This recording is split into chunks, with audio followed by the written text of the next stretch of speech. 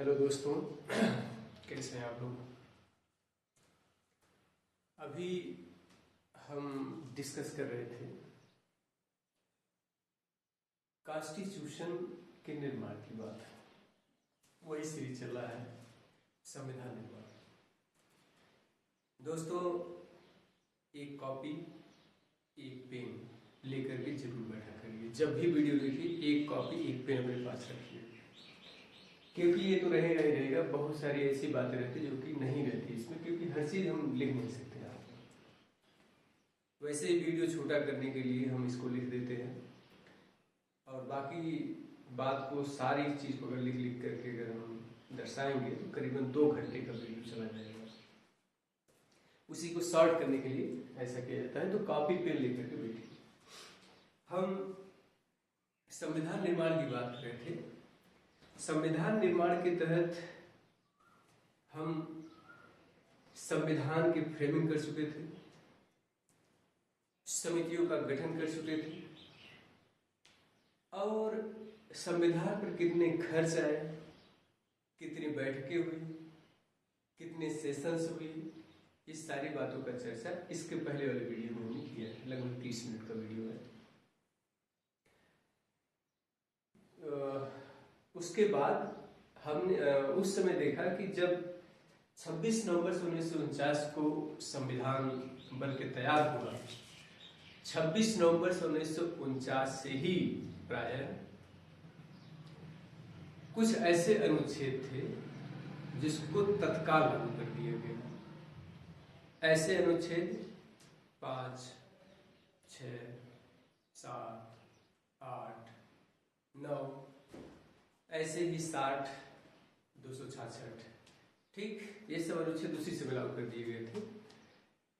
उसकी चर्चा अभी जस्ट हम करेंगे किसमें क्या किया गया है। संविधान निर्माण के समय कुछ समितियां बनाई गई थी। कुछ छोटी समितियां थी, कुछ बड़ी समितियां थी। बड़ी समितियां बड़ी काम करेंगी, छोटी समितियां छोटे काम करेंगी। हालांकि कोई काम छोटा नहीं होता है, ठीक है। सुबह से ही बोलता हूँ। तो मेरा मार्कर किधर गया? देखिए, जो बड़ी समितियां थी वो बड़ी समितियां कुल 8 थी, और अन्य छोटी समितियां थी। बड़ी समितियों की बात अगर हम करें तो यहाँ पर committees of the constitutional assembly, 8 बड़ी अनुसूचियां, 8 बड़ी अनुसूचियां, ठीक। इसमें पहली समिति जो है, इंपॉर्टेंट समिति, संघ शक्ति समिति है, जिसकी अध्यक्षता जवाहरलाल नेहरू कर रहे थे। दूसरा है संघीय संविधान समिति, इसकी अध्यक्षता पंडित जवाहरलाल नेहरू कर रहे थे। अगर प्रांतीय समिति की बात आएगी तो उसकी अध्यक्षता सरदार वल्लभ भाई पटेल करेंगे। तो प्रांतीय समिति की बात है तो सरदार वल्लभ भाई पटेल इसकी अध्यक्षता करेंगे। और मौलिक अधिकार की बात आएगी तो भी ये सरदार वल्लभ भाई पटेल ही करेंगे। मौलिक अधिकार अल्पसंख्यकों, SC ST तथा अन्य बहिष्कृत क्षेत्रों के लिए सरदार वल्लभ भाई पटेल उसके अध्यक्ष बनाएंगे।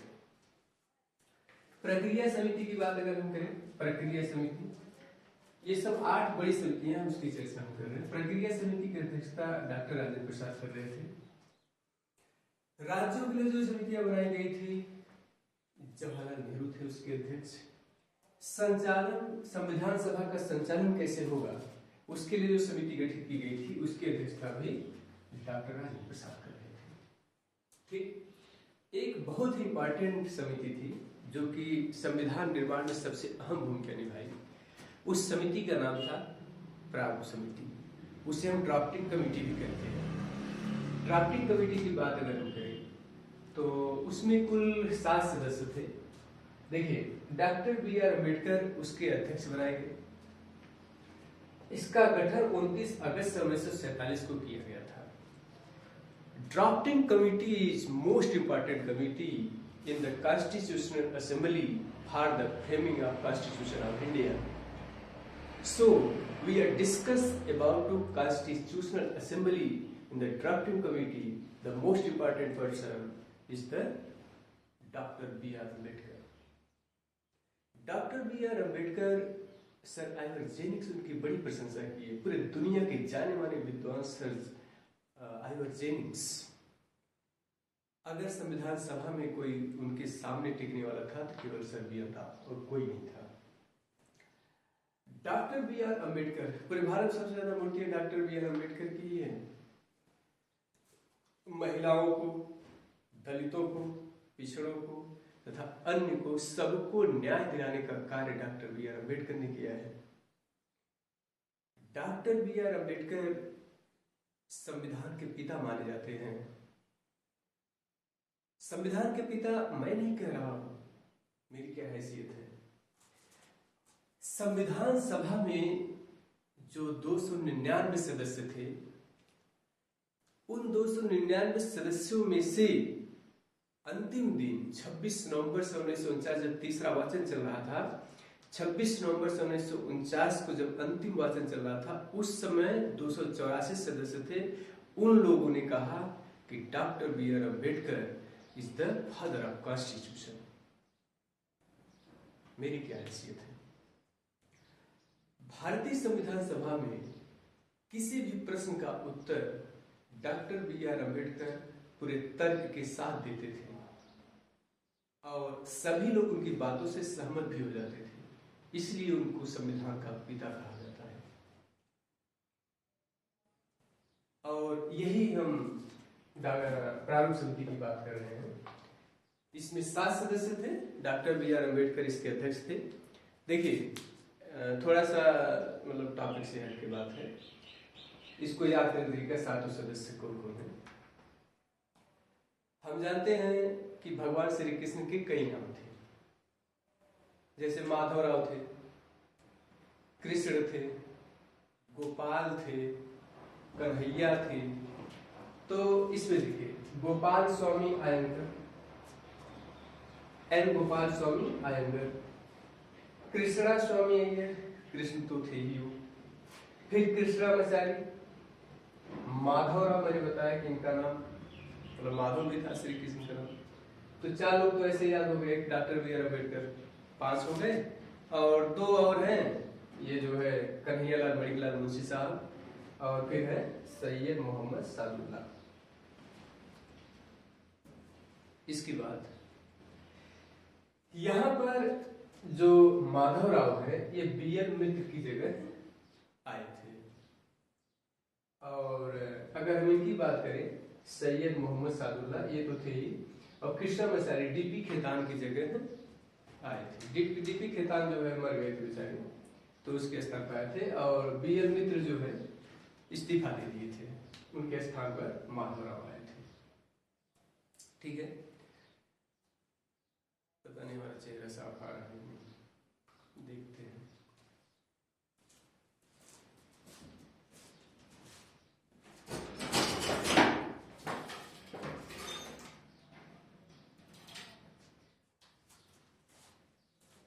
अब साफ आएगा।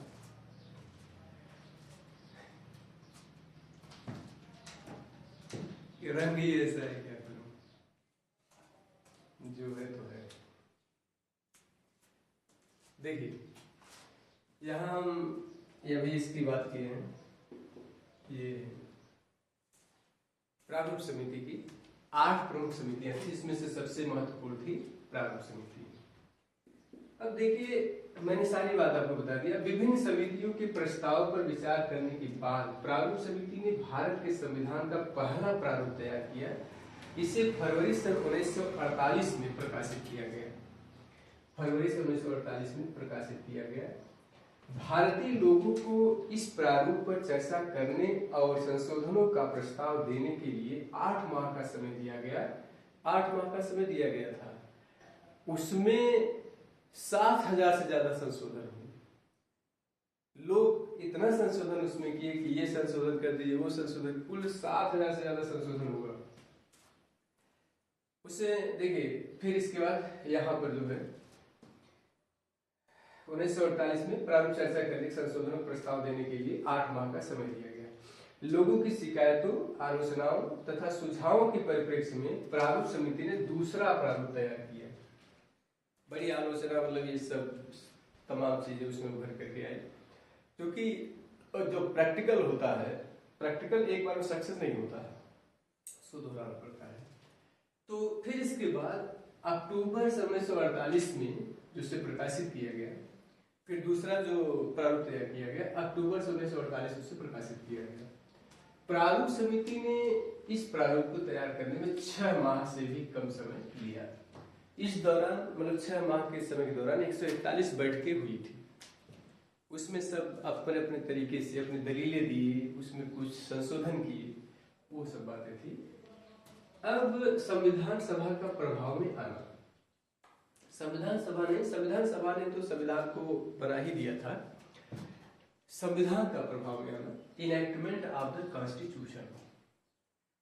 देखिए, डॉक्टर बी आर अम्बेडकर ने 4 नवंबर 1948 को संविधान का अंतिम प्रारूप पेश किया। इस बार संविधान पहली बार पढ़ा गया और उस पर 5 दिन तक चर्चा हुआ था। अर्थात जो पहला वाचन चला था, इसके पहले वीडियो में बताया है, 4 नवंबर से 5 दिन और जोड़ देंगे तो 9 नवंबर हो जाएगा। 4 नवंबर 1948 से 9 नवंबर 1948 तक प्रथम वाचन चला था। पहली बार संविधान इसमें पढ़ा गया, जो फ्रेमिंग किया गया था। दूसरी बार जो संविधान पढ़ा गया, पर दूसरा वाचन जो शुरू हुआ 15 नवंबर 1948 से खंडवार इस पर चर्चा हुई, एक खंड पर चर्चा हुआ। 17 नवंबर 1949 तक यह चला। 15 नवंबर से शुरू हुआ, 17 नवंबर 1949 तक चला, 48 मतलब 1 साल लगभग टाइम लग गया। अब इसमें देखिए, मैंने बताया था 7,653 संशोधन प्रस्तावित हुआ उसमें। अब इतने पर चर्चा होगा तब तो फिर उतना टाइम लग जाएगा, इसलिए लगभग 2473, लगभग 2400 पर, 2473 एग्जैक्ट नंबर है, याद कर लीजिए, 2473 संशोधनों पर चर्चा हुई। ठीक है, मार्कर काम नहीं कर रहा है, देखते हैं। तो इस प्रकार से जो है मैंने बताया कि संविधान प्रभाव में आया। 3 वाचन इसमें हुआ, 3 वाचन। पहला वाचन है आपका 4 नवंबर से 9 नवंबर 1948 तक चला। दूसरा वाचन जो है आपका 15 नवंबर 1948 से और आपका 17 नवंबर 1949 तक चला। और इसमें कुल जो है संशोधन सबसे ज्यादा वही द्वितीय वाचन में हुआ था। तीसरा वाचन जो है 14 नवंबर, आप जानते हैं बाल दिवस मनाया जाता है 14 नवंबर को, चाचा नेहरू का जन्मदिन मनाया जाता है, पंडित जवाहरलाल नेहरू का। 14 नवंबर 1949 से 26 नवंबर 1949 तक चर्चा हुई इस पर। 14 से 26 नवंबर, कुल 12 दिन तक चर्चा हुई थी। इसी 26 नवंबर को हमने संविधान को आत्मार्पित कर दिया, इसलिए आप प्रस्तावना में पढ़ते हैं 26 नवंबर 1949 को इस संविधान सभा में संविधान को अंगीकृत आत्मार्पित करते हैं। मिति मार्ग से शुक्ल सप्तमी जो भी है उसमें देखिए, यहाँ पर लिखा भी है, यहाँ पर डॉक्टर अंबेडकर ने the constitution of settled by the assembly be passed, सब लोगों ने मेज थपथपाया। जब डॉक्टर अंबेडकर अपनी दलील देते थे तो सब लोग सहमत होते, क्योंकि पूरा तथ्य से अपनी बातों रखते थे। कोई ऐसी बात ही नहीं होती थी कि उनको रिजेक्ट किया जा सके। रिजेक्ट कीजिए तो उसके लिए तथ्य दीजिए। यहाँ पर सेटल देखिए, डॉक्टर बी आर अम्बेडकर ने the constitution as settled by the assembly be passed प्रस्ताव पेश किया। 26 नवंबर को 284 सदस्यों ने इस पर सिग्नेचर किया। ठीक, इसलिए उस दिन संविधान के लोगों ने, देखिए 26 नवंबर 1949 को एक पूर्ण रूप से संविधान को स्वीकार कर लिया गया। प्रस्तावना की अंतिम लाइन उसमें जोड़ दिया गया। इस तरह इसमें देखा गया कि 26 नवंबर को जब संविधान पूर्ण रूप से अपनाया गया तो उसमें लगभग 15 अनुच्छेद थे। वो सारे 15 अनुच्छेद को उसी दिन स्वीकार कर लिया गया और लागू भी कर दिया गया। संविधान की शुरुआत के साथ ही देखिए ये 2 अधिनियम है जो कि उसी दिन समाप्त हो जाएंगे।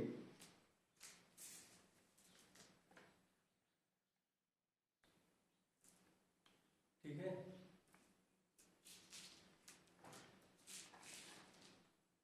अब सही है। ठीक, देखिए यहां पर मैंने बताया कि जब 26 नवंबर को तृतीय वाचन समाप्त हुआ तो भारतीय स्वतंत्रता अधिनियम 1947 तथा भारत शासन अधिनियम 1935 उसी दिन समाप्त हो गया। मतलब गवर्नमेंट ऑफ इंडिया एक्ट 1935 और यहाँ पर इंडियन इंडिपेंडेंस एक्ट 1947 तत्काल समाप्त कर दिया गया। ये परीक्षा में आया हुआ है। फिर इसके बाद जो है, लेकिन एक चीज उसमें नहीं समाप्त किया गया था। देखिए एग्जामिनर को वही पसंद है जो नहीं है, इसलिए उसको जो है जरूर से जरूर याद करना जरूरी है। 2 चीजें समाप्त कर दी गई, इस पर अमल करना ना करना याद हो ही जाएगा। लेकिन ये जो नहीं समाप्त किया गया था, the abolition of Privi council jurisdiction act 1949, ये समाप्त नहीं किया गया था। देखिए वाज हाउएवर कंटिन्यू लगातार चलता रहा, उसको समाप्त नहीं किया गया। ये दोनों बात याद रखिएगा। ये तो हुई बड़ी समितियों की बात। कुछ इसमें छोटी समितियां भी थी। वो छोटी समितियां बहुत इंपॉर्टेंट नहीं थी। ये इन सभी 8 समितियों में से सबसे इंपॉर्टेंट प्रारूप समिति थी। प्रारूप समिति के अध्यक्ष डॉक्टर बी आर अम्बेडकर। लेकिन यहाँ पर जो छोटी छोटी समितियां थी, जैसे पहला है क्रेडेंशियल कमेटी। क्रेडेंशियल कमेटी कोई खास कमेटी नहीं थी। संविधान सभा किस प्रकार कार्य करेगी उस पर तर्क वितर्क देने का कार्य क्रेडेंशियल कमेटी करती थी। अल्लादी कृष्णा स्वामी अय्यर इसके अध्यक्ष बनाए गए। अल्लादी कृष्णा स्वामी अय्यर, वही जो इसमें भी है, अल्लादी कृष्णा स्वामी अय्यर। सदन समिति की बात हम करते हैं। सदन की कार्यवाही किस प्रकार संचालित होगी, कब संचालित होगी, ये सारा कार्य करेगा सदन समिति, जिसकी अध्यक्षता पट्टाभी सीतारमैया कर रहे थे। पट्टाभी सीतारमैया आप जानते हैं 1939 जो त्रिपुरी अधिवेशन हुआ था, उसमें एक समस्या उत्पन्न हुआ। उस समस्या में सुभाष चंद्र बोस कांग्रेस के अध्यक्ष पद से इस्तीफा दे दी, क्योंकि गांधी बाबा नाराज थे, और पट्टाभी सीतारमैया को अध्यक्छ बनाया गया। सुभाष चंद्र बोस उसी समय फॉरवर्ड ब्लॉक की स्थापना किए। याद कर लीजिए 3 मई सन 1939 को 3 मई 1939 को फॉरवर्ड ब्लॉक की स्थापना किया गया था।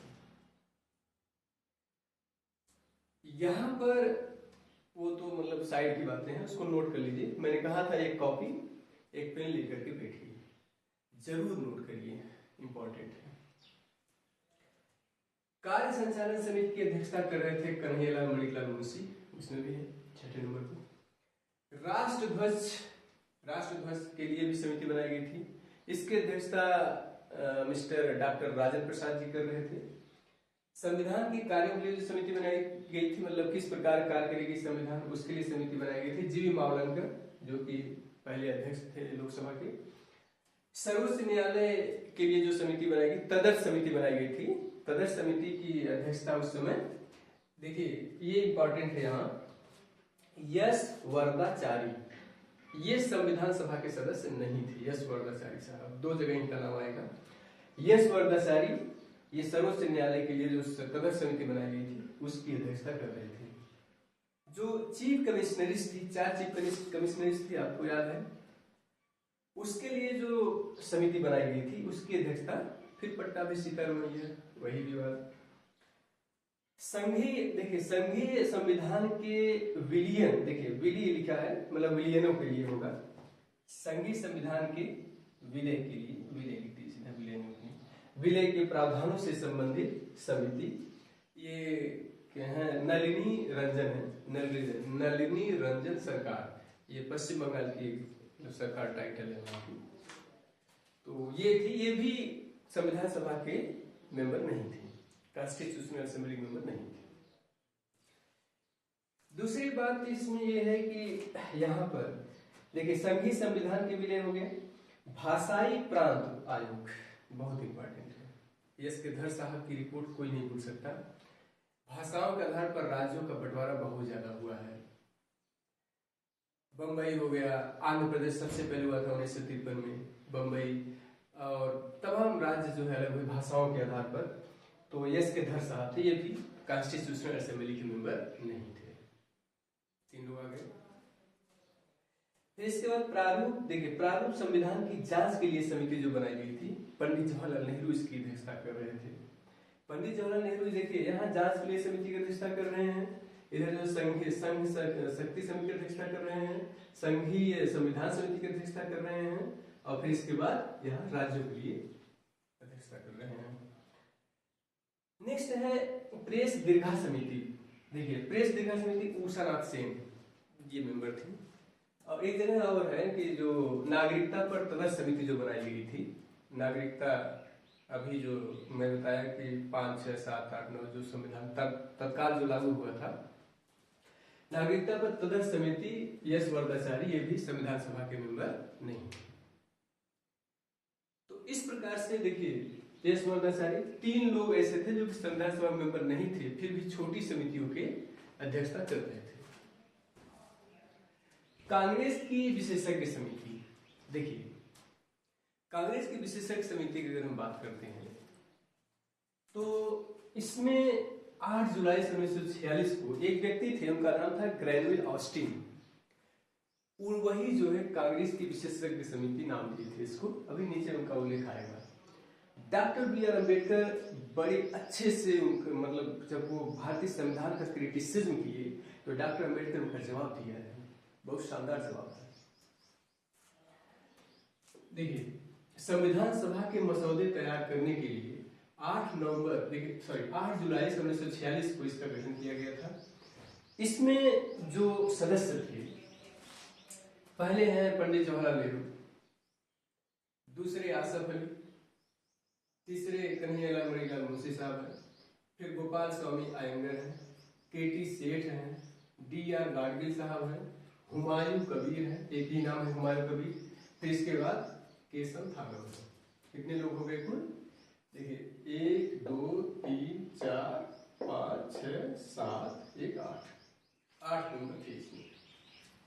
एक मेंबर बाद में शामिल किए गए थे, JB कृपलानी साहब। कुछ लोगों ने सुझाया कि कृपलानी साहब को भी शामिल कर लीजिए, क्योंकि संविधान सभा के सदस्यों ने सुझाव दिया कि JB कृपलानी को भी इसमें शामिल किया जाना चाहिए।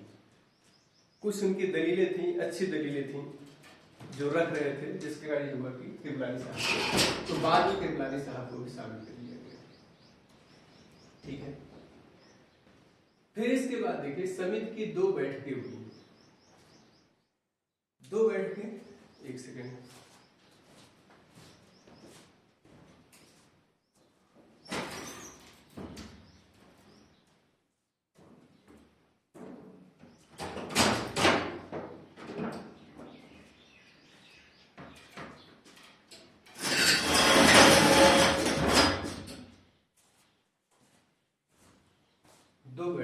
ठीक। देखिए कौन कौन सी। पहली बैठक हुई थी 20 से 22 जुलाई 1946 को। ऐसा है, इसको नोट करने के लिए जब हम हट जाए तो इसको स्क्रीनशॉट लेके पूरा नोट कर लीजिए, तो जो बात हम बताते हैं उसको बीच बीच में नोट कर लिया करिए। दूसरा, पहली दिल्ली में हुआ था, पहली इस समिति की पहली बैठक दिल्ली में, दूसरी बंबई हुई। उस समय बंबई थी, बाद में महाराष्ट्र बना है। 15 से 17 अगस्त 1946 को बंबई में इसकी दूसरी बैठक हुई थी। देखिए इस समिति ने अनेक टिप्पणी तैयार करने के साथ कॉन्स्टिट्यूशनल असेंबली में अपनाई जाने वाली प्रक्रियाओं, विभिन्न समितियों की संविधान सभा द्वारा मतलब कॉन्स्टिट्यूशनल असेंबली द्वारा नियुक्ति के प्रश्नों तथा CA मतलब कॉन्स्टिट्यूशनल असेंबली की पहले सत्र में संविधान के उद्देश्यों पर एक संकल्प पत्र प्रारूप पर भी चर्चा हुई। इसका देखिए कोई बहुत बड़ा कार्य नहीं था कांग्रेस की विशेषज्ञ समिति की, ये जो प्रारूप तैयार किया गया था उस पर जो है अपना विचार विमर्श प्रस्तुत करते थे। मैंने ग्रेनुल ऑस्टिन का नाम लिया था। ग्रेनुल ऑस्टिन ने संविधान निर्माण की इस समिति की भूमिका पर प्रकाश डाला और लिखा क्या है, यह कांग्रेस की विशेषज्ञ समिति थी जो वर्तमान संविधान की उपलब्धि तक भारत को पहुंचाया।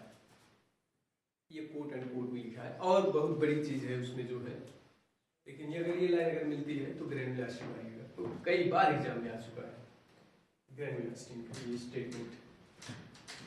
तो ये था आपका कांग्रेस की विशेषज्ञ समिति, ये 8 मेंबर का नाम, और 8 जुलाई 1946 को गठित किया गया था। ठीक 2 बैठकें हुई थी, 20 से 22 जुलाई 1946, पहला दिल्ली में और दूसरा जो है 15 से 17, मतलब 2 दिन तक चला था, 15 से 17 अगस्त 1946 को बंबई में हुआ था। ग्रेनुल ऑस्टिन ने कहा है कि यह कांग्रेस की विशेषज्ञ समिति थी जो वर्तमान संविधान की उपलब्धि तक भारत को पहुंचाया। अभी खिंचाई भी करेंगे, अभी बड़प्पन कर रहे हैं कांग्रेस की ही खिंचाई करेंगे ग्रेनुल ऑस्टिन। अभी जब क्रिटिसिज्म आप पढ़ेंगे तब देखिए, criticism of the constitutional assembly. देखिए क्या इसकी कमियां हैं, आलोचनाएं क्या है। पहली आलोचना, नॉट अ रिप्रेजेंटेटिव बॉडी, यह प्रतिनिधि निकाय नहीं थी, सभी के प्रतिनिधि इसमें शामिल नहीं थे। सही बात है, बहुत तो उस समय इतना अवेयरनेस भी नहीं था लोगों के पास। दूसरा है नॉट अ सॉवरेन बॉडी, संप्रभु निकाय नहीं थी। तीसरी बात है टाइम कंज्यूमिंग, ये समय की बर्बादी थी। पूरा संविधान तैयार हो रहा है, देश का भविष्य लिखा जा रहा है, एक ऐसा आईन जो देश को नया आकार देगा, उसको कहा जा रहा है कि ये समय की बर्बादी है। कौन कहा है? निराजुद्दीन अहमद। इसने कहा है, इन्होंने कहा है ये समय की बर्बादी है, इसलिए इसको संविधान सभा नहीं अपवहन समिति कहा जाना चाहिए। खिंचाई करते हैं और बातें कहते हैं। इन्होंने कहा कि ये लिखा गया संविधान बिल्कुल ही बेकार, इसको कूड़ेदान में डाल देना चाहिए। बहुत सारी टिप्पणियां हैं। चौथी बात है डोमिनेटेड बाय द कांग्रेस। आ गई बात, मतलब कांग्रेस का प्रभुत्व था। ठीक है, कांग्रेस का प्रभुत्व। देखिए कांग्रेस, ग्रेनुल ऑस्टिन, मैंने बताया था ग्रेनुल ऑस्टिन आएंगे। देखिए उन्होंने कहा कि संविधान सभा एक दलीय देश का एक दलीय निकाय है। उस समय कांग्रेस ही सब कुछ थी, इसलिए वो कहते हैं कि सभा ही कांग्रेस है और कांग्रेस ही भारत है। ग्रेनुल ऑस्टिन जो है स्टेटमेंट देते हैं, मतलब आलोचना करते हैं संविधान सभा की। मतलब संविधान सभा एक दलीय देश का एक दलीय निकाय है, कांग्रेस ही संविधान सभा है और क्या कहते हैं, एक दलीय सभा ही कांग्रेस है और कांग्रेस ही भारत है। सभा ही कांग्रेस है, कांग्रेस ही भारत है। इस चीज इससे बुराई करते हैं संविधान सभा। दूसरी बात यह है कि आप देखेंगे कि उसमें बड़े बड़े वकील हैं, dominated by the lawyer and politicians. वकीलों और राजनीतिज्ञों का प्रभुत्व है, उसमें प्रभाव है। बड़े बड़े वकील सब, डॉक्टर B.R. अम्बेडकर बहुत बड़े बैरिस्टर, यहाँ ये भी नेहरू जी बहुत बड़े वकील, यहाँ ये भी वो अपने पेशे से वकीली थे, पटेल जी, तो बड़े बड़े वकील ही इसमें सब हैं। इसलिए कहे हैं वो dominated by the lawyer and politicians. और एक बात और है, मुस्लिमों की संख्या कम थी, इसलिए हिंदुओं को कहा गया है कि dominated by the Hindus, Hindu का प्रभुत्व। इसमें एक व्यक्ति है viscount, Lord viscount. ये कहता है कि यह हिंदुओं की निकाय थी, संविधान सभा हिंदुओं की निकाय थी, ये रिप्रेजेंटेटिव थी ही नहीं। इसमें तो हिंदू केवल थे, हिंदू केवल थे नहीं, मुस्लिम भी थे, परंतु उनकी संख्या कम थी। चर्चिल कहते हैं, जो उस समय ब्रिटेन प्रधानमंत्री हुआ करते थे, संविधान सभा ने भारत के केवल एक बड़े समुदाय का प्रतिनिधित्व किया है, वो भी हिंदू, मतलब एक बड़ा समुदाय हिंदू, उसी प्रतिनिधित्व किया है। ये थी इसकी क्रिटिसिज्म। ग्रेनुल आस्टिन को याद रखिएगा, ये महोदय जो है क्या निराजुद्दीन अहमद साहब जो कहते हैं अपहरण समिति, ये तो समय की बर्बादी है, उनको याद रखिएगा। और बाकी ग्रेनुल आस्टिन को तो याद रखिएगा, ये मीन्स काउंट हिंदुओं का निकाय बोल दिए। चर्चिल साहब कह रहे हैं कि इसमें केवल एक ही संविधान सभा ने भारत के केवल एक बड़े समुदाय का ही प्रतिनिधित्व किया है। कुछ इंपॉर्टेंट बातें हैं इसमें जो कि आपको परीक्षा में कई बार आ जाता है। जैसे संविधान लिखा गया तो उस पर 284 सदस्यों का सिग्नेचर है। 26 नवंबर 1949 को संविधान अंगीकृत आत्मार्पित किया गया, स्वीकृत किया गया। तो उसमें जो है राइटिंग कई बार काटा गया, जोड़ा गया, कई चीजें हटाई गई, जोड़ी गई, इस प्रकार से थोड़ा सा राइटिंग गड़बड़ी होने के कारण फिर से उसको सजाया गया। उसी की बात हम करने जा रहे हैं। कुछ नोट है, उसको नोट करिएगा, इंपॉर्टेंट है। देखिए, पहली बात यह है कि संविधान सभा द्वारा हाथी को एक प्रतीक के रूप में अपनाया गया। हाथी याद रखिए, एग्जाम में आ रहा है, हाथी को एक प्रतीक के रूप में अपनाया गया है। दूसरी बात यह है कि प्रमुख सलाहकार आप जानते हैं सर बी एन राव साहब थे, शुरू में ही चर्चा मैंने कर दिया। संविधान सभा के जो सचिव थे एस वी आर अयंगर थे। और संविधान सभा का मुख्य प्रारूपकार देखिए एल एल मुखर्जी, मुख्य प्रारूपकार एल एल मुखर्जी थे, बाद में उसकी फ्रेमिंग की गई। जो इसको सुलेखन का काम, मैंने कहा कि उसको कालीग्राफर कहते हैं, चाहे हिंदी में चाहे अंग्रेजी में, क्योंकि पिछली बार पीसीएस में आ गया स्टेटोस्फीयर, ट्रोपोस्फीयर, तो हिंदी अगर नहीं, अंग्रेजी नहीं जानेंगे तो हिंदी थोड़ा सा मतलब एग्जाम में को कम पसंद आती है, इसलिए हिंदी अंग्रेजी दोनों अपने माइंड में रखिएगा। कॉलीग्राफी का काम प्रेम बिहारी नारायण राय ज्यादा ने किया है, सुलेखन कहते उसको। नंदलाल बोस तथा राम मनोहर सिन्हा है, इनका पूरा नाम है ब्यूहर राम मनोहर सिन्हा, राम मनोहर सिन्हा लिखा है, पूरा लिख लीजिएगा, ब्यूहर राम मनोहर सिन्हा। देखिए, जो संविधान को सजाया गया और जो सौंदर्यीकरण किया गया, संविधान को सजाने का कार्य ये क्या नाम है इनका, ये नंदलाल बोस कर रहे हैं, और ये राम मनोहर सिन्हा जो है उसको सजावट का कार्य कर रहे हैं, एक सौंदर्यीकरण कर रहे हैं, सजा रहे हैं। नेक्स्ट बात इसमें ये है कि देखिए मूल प्रस्तावना को, देखिए जो मूल प्रस्तावना है, जो उद्देश्य प्रस्ताव में शामिल था, मूल प्रस्तावना, उसको अच्छे से कॉलीग्राफी का कार्य प्रेम बिहारी नारायण रायजादा ने किया। प्रेम बिहारी नारायण रायजादा ने सुंदर लिखावट में लिखा, मैंने बताया। और फिर देखिए ब्यूहर राम मनोहर सिन्हा साहब ने क्या किया, उसका एक फ्रेम तैयार किया। आप जब भी प्रस्तावना देखेंगे तो ये एक ज्यामितीय आकार में बंद है, तो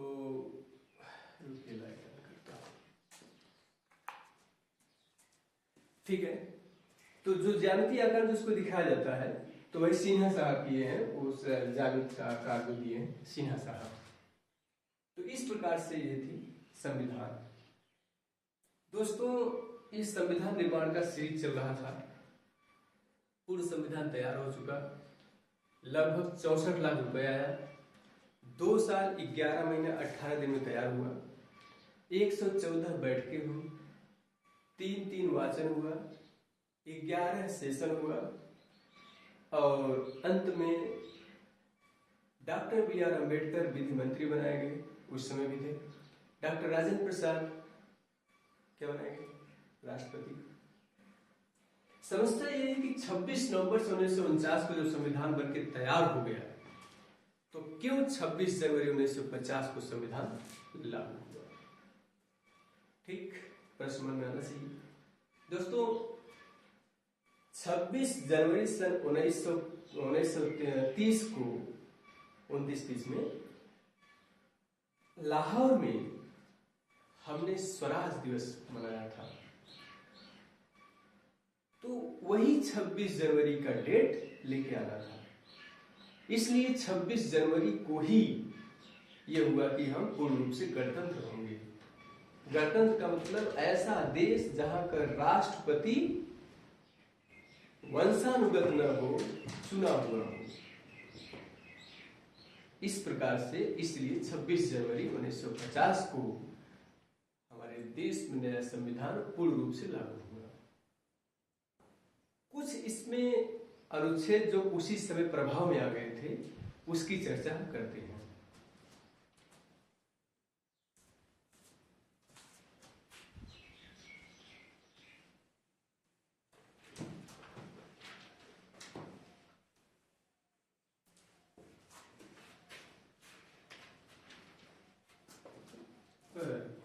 स्क्रीन शॉट ले लीजिए, पहले लीजिएगा, स्क्रीन शॉट लेके जरूर लिख लीजिएगा। देखिए,